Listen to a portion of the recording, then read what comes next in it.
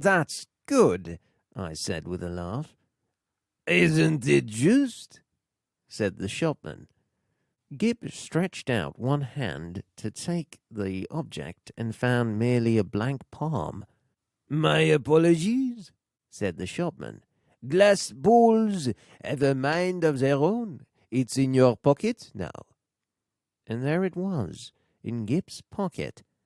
How much will that be? I asked. We do not charge for glass balls, said the shopman politely. They do not like being sold. They like being free.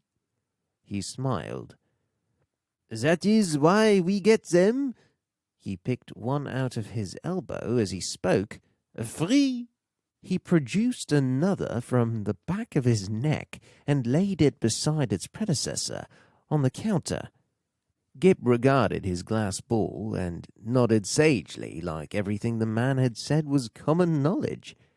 Then he directed a look of inquiry at the two on the counter, and finally brought his round-eyed stare to the shopman, who smiled.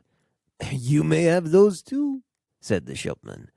And if you don't mind, one from my mouth? So. Gib stared at me mutely for a moment to see if it was okay.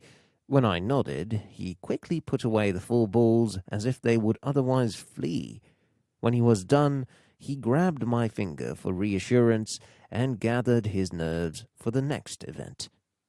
We get all our smaller tricks that way, the shopman remarked with a grin. Freely?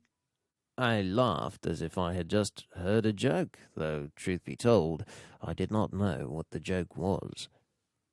Instead of going to the wholesale shop, I said. Of course, it's cheaper.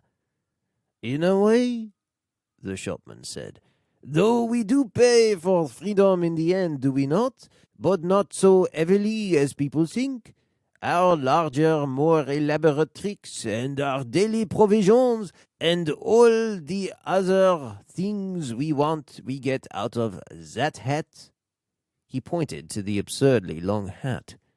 And you know, sir, if you'll excuse my saying it, there isn't a wholesale shop, not for genuine magic.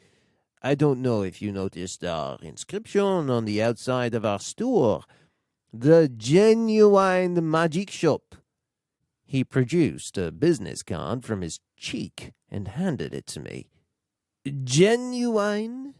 He said with his finger on the word, and added, There is absolutely no deception, sir.